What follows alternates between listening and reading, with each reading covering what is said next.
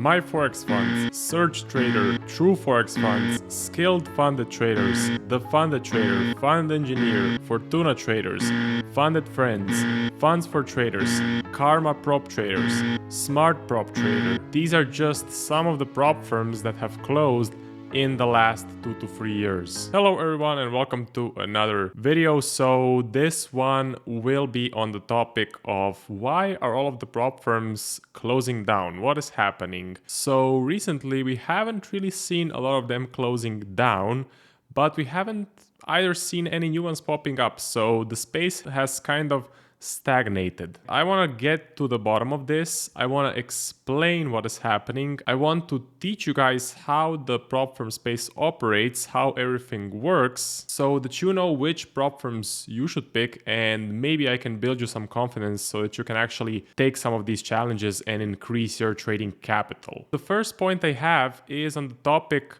why have so many of them closed down? What is happening? Well, the short answer for this is the number of traders in this space is limited. There is only a specific amount of traders or specific amount of profits that a prop firm can extract from the markets. If you have 50 companies or 50 prop firms, and all of them are competing for the same traders, for the traders to buy their challenges, of course 95% of them will fail. They won't be able to attract enough traders into their doors. They won't be able to attract enough traders buying their challenges. So eventually they will lose all of their money and they will go bankrupt. Especially in 2023 and 2024, there was just too many prop firms. Yes, I can still see a prop firm popping up here and there, but in 23 and 24, it was crazy. You know, there was 50 prop firms, maybe even 100 prop firms, and all of them had the same business model. All of them had the same requirements,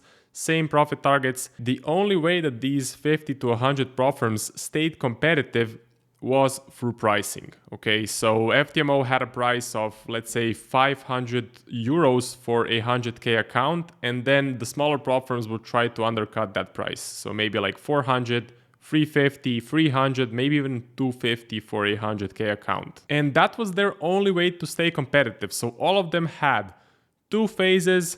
Phase 1 is 10% drawdown, 10% profit target. Phase 2 is, let's say, 5% profit target, 10% drawdown, and then you get the funded stage. Yes, the percentage was a bit different, like plus maybe 1 or 2% for a specific prop firm, but the core of the business model was absolutely the same. So the only way you can stay different, you can stay competitive, is by decreasing the price. So what happens when you decrease the price? I mean, there's a reason why FTMO charges 500 euros for the 100k account. To understand that, we need to understand how a prop firm makes money.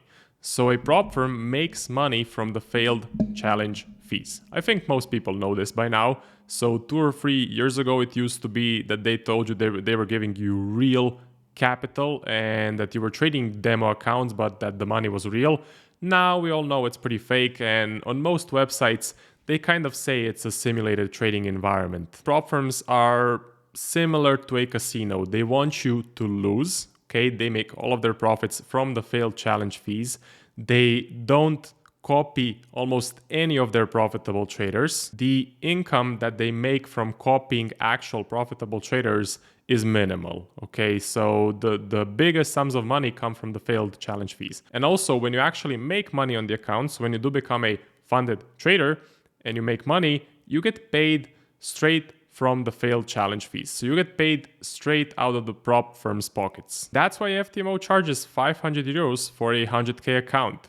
Yes, they could charge 250, but then they risk going bankrupt. Then they risk losing all of that capital to pay out the winning traders. Because if your challenge fee is 500 euros and you get 95% of traders that fail that challenge, so you get 500 euros per trader. But then you also get, let's say, 5% of traders who actually make money on those accounts, and they make, let's say, a couple $1,000s of profit every single month. So every single month, FTMO needs to have enough money in their account, so enough money from the failed challenge fees to pay out the winning traders and to still have some money left for all of the expenses such as the software, the office building, employees, administration, blah, blah, blah, blah, blah. Going back to our story to kind of summarize things, what happened in 23 and 24? Well, as I mentioned, there were 50 to 100 prop firms with the same business model. 2 stages or maybe 1 stage, doesn't matter. It's all the same thing in the end. If you do all of the calculations, it's gonna be pretty similar. So let's say 2 stages, 10% drawdown, 10% target for the stage 1, 5% target for the stage 2, and a 90% profit split. All of these prop firms were offering the same thing to their customers. And again, the customer base is limited. You don't have an unlimited amount of traders. No, the number of traders in this space does grow a little bit every year, but not massively. So it is a limited pie of traders. The only thing that these prop firms could do to stay competitive is to lower the price. And lower it to 400, 300, 250, maybe even 200, offer crazy discounts like 30% off, 50% off. Then what started happening at the end of the month, when those 5% of profitable traders made money on their accounts, the prop firm did not have enough capital to pay all of the expenses and to pay out the winning traders. Most prop firms did not make enough revenue from the failed challenge fees to pay out all of their debts. Let me give you another reason why most prop firms failed and most new prop firms will fail in the future. It again comes down to the pie of traders. The pie of traders is limited.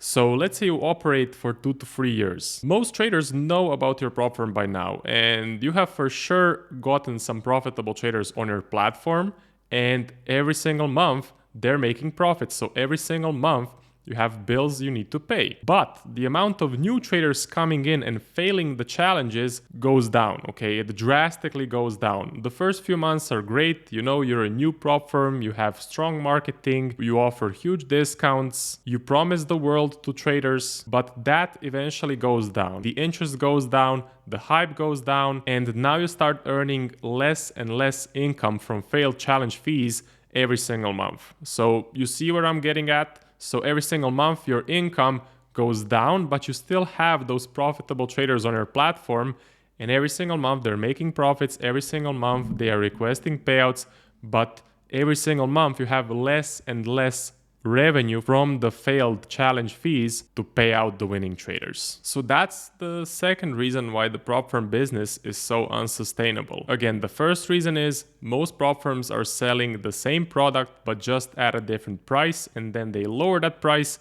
and then they get themselves in a lot of trouble. Now let me tell you how to spot a prop firm that will most likely close in a few months or 1 to 2 years. It is very simple.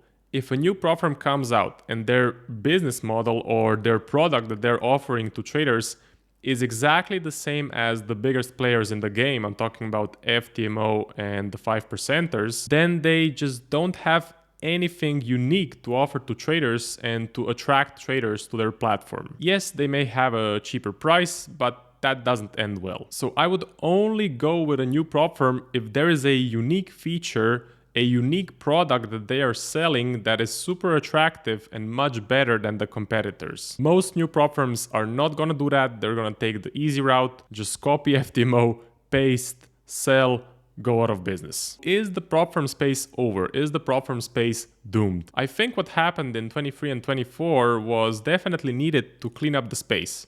There was just too many firms, they were offering the same thing, and then they went out of business. So the strongest, the biggest, the most fair prop firms survived. And I would say the current space looks pretty healthy. There is a couple of big prop firms. All of them have a lot of clients, so I don't think they're having liquidity issues, especially as I mentioned FTMO and the 5%ers. I think the space is much healthier and better than it was 1 or 2 years ago. But yeah, what I don't like about prop firms is their business model, where they make all of their profits from the failed challenge fees, so they actually want you to fail. It is not really in their best interest for you to be a profitable trader, for you to extract money out of their pockets. So I would never treat prop firms as this long-term opportunity to attract capital. I would treat them as disposable capital. You go through the phase 1, you go through the phase 2, you get the capital, you try to get some payouts, and you don't really rely on the capital from the prop firms to pay your bills. My advice for prop firms would be they're good. I think the space right now is doing well, it's doing okay. But again, treat them as disposable accounts. And also go with reputable firms. So FTMO and the 5%ers, I do have links in the description if you want to support this channel. Buy a challenge, pass phase 1, pass phase 2, get a payout, and then put that payout straight into your personal account where you can build your personal capital. Because your personal account is here to stay, it is very unlikely that a broker will close tomorrow, especially if you're with a regulated broker. But with prop firms, you never know. They can go out of business tomorrow. There can be some new law that passes that bans prop firms, or they do something shady in the background and they get investigated by authorities. I hope now you know what happened, why most of the names that you saw 1 to 2 years ago are gone, as I mentioned at the beginning of the video.